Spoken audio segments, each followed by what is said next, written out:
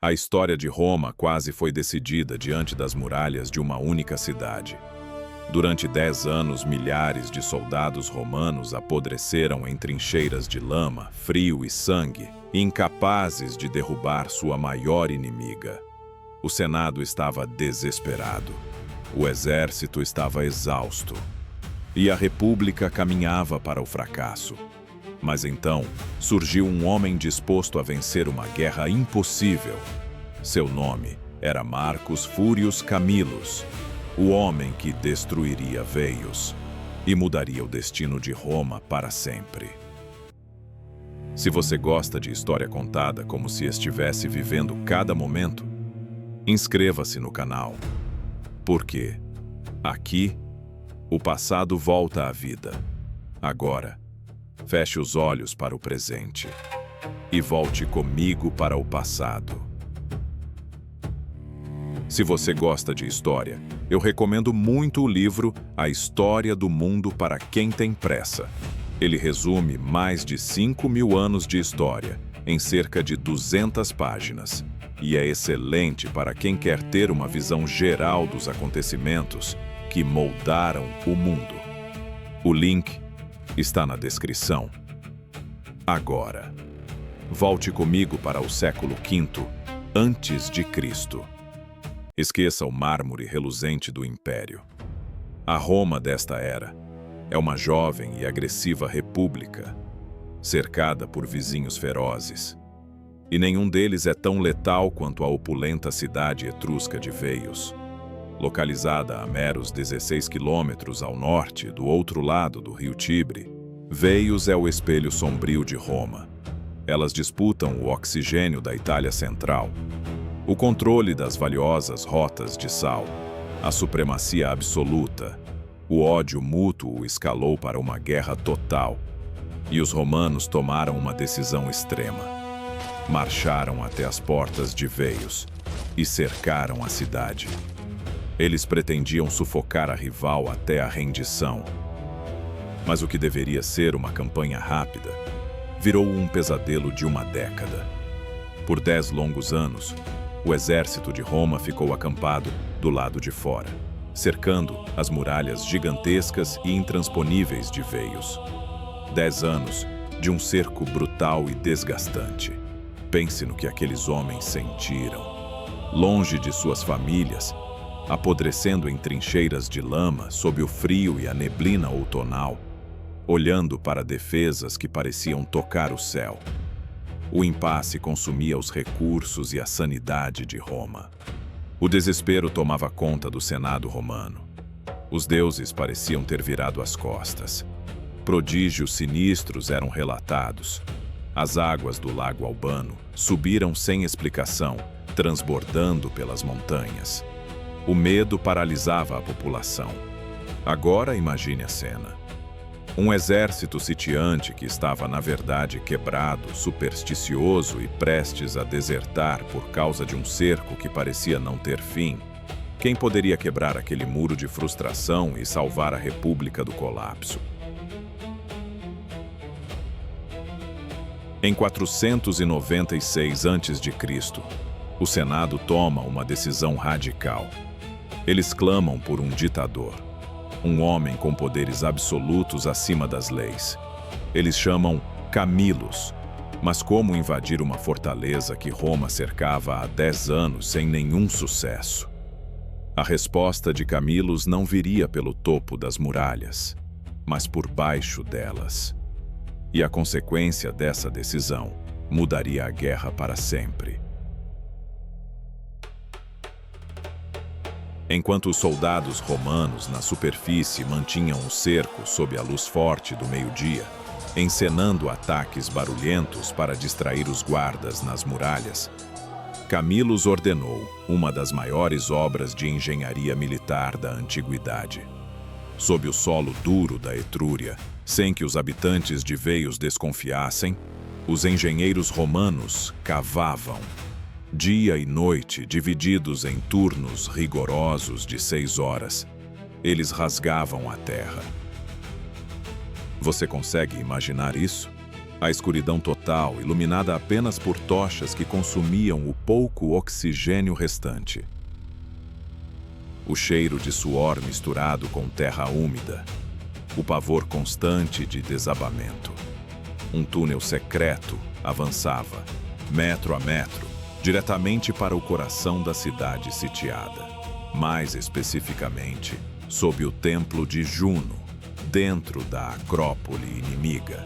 Tito Livio nos relata que, enquanto o rei de Veios realizava um sacrifício à deusa Juno no interior do templo para pedir proteção contra o cerco romano, o adivinho etrusco exclamou que a vitória seria concedida a quem cortasse as entranhas daquela vítima. Nesse exato milésimo de segundo, o chão do templo rachou. Os soldados romanos emergiram das entranhas da terra. O caos foi imediato e aterrorizante, rompendo o piso de mármore do local sagrado. Os legionários saltaram empunhando seus gládios curtos. O choque psicológico destruiu instantaneamente a moral dos etruscos. Imagine o desespero absoluto. No coração de sua Acrópole, onde se sentiam mais seguros, o chão cospe seus piores inimigos. O adivinho e os sacerdotes foram degolados ali mesmo, sobre o altar. O sangue do sacrifício etrusco misturou-se ao sangue dos próprios celebrantes em uma poça espessa. A partir dali, a luta espalhou-se como uma praga pela cidade sob o sol escaldante da tarde. Os romanos que saíram do túnel correram em fúria até as muralhas. Eles atacaram os guardas pelas costas, cortando gargantas e empurrando homens do alto das torres para as pedras lá embaixo. Com as defesas internas desfeitas, os imensos portões de Veios foram escancarados pelo lado de dentro. O exército principal de Camilos, que aguardava o sinal na planície, invadiu a cidade como uma represa que se rompe. O que se seguiu foi uma carnificina brutal e impiedosa. Uma década de frustração, fome, ódio e amigos mortos no cerco desabou sobre a população civil e militar de Veios. As ruas transformaram-se em corredores de morte. Soldados etruscos, paralisados pelo pânico e pela quebra total de sua moral, largavam as armas e imploravam por misericórdia, apenas para terem suas cabeças rachadas por elmos e escudos romanos. O som da cidade era um pesadelo vivo, o eco metálico do ferro estraçalhando ossos, os gritos agônicos das mulheres sendo arrastadas de suas casas, o choro de crianças e o estalar das chamas que começavam a devorar os palácios de madeira e pedra. Das janelas e dos telhados, civis desesperados atiravam telhas e pedras, mas eram caçados e passados ao fio da espada sem qualquer piedade. O sangue escorria em pequenas torrentes pelas ladeiras de Veios, misturando-se à poeira e transformando o chão num lamaçal vermelho. Camilos percebeu rapidamente que a vitória era inevitável. Para preservar as riquezas da cidade, ordenou que os soldados interrompessem o massacre indiscriminado e passassem a capturar prisioneiros e recolher o espólio. Milhares de habitantes foram escravizados, tesouros acumulados durante séculos foram removidos, estátuas, metais preciosos e riquezas imensas seguiram para Roma. Entre elas, a própria estátua da deusa Juno. A guerra havia terminado. Veios estava derrotada. Roma havia eliminado sua maior rival. E Camilos havia se tornado o homem mais admirado da República. Mas em Roma, o sucesso costuma criar inimigos. O triunfo de Camilos foi celebrado como poucos na história da República.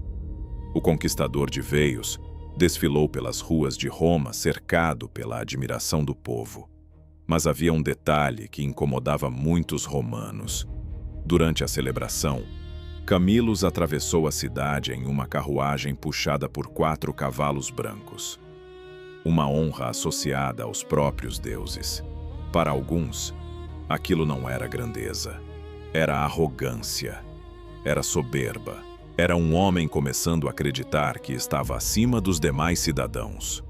Os rumores cresceram, os adversários políticos se movimentaram e logo surgiu uma acusação explosiva: desvio de parte do espólio conquistado. Enveios, humilhado, indignado, sentindo-se traído pela própria cidade que havia salvado, Camillus tomou uma decisão dramática. Ele abandonou Roma, partiu para o exílio voluntário. Segundo a tradição, antes de partir, voltou-se para a cidade e ergueu os olhos aos céus.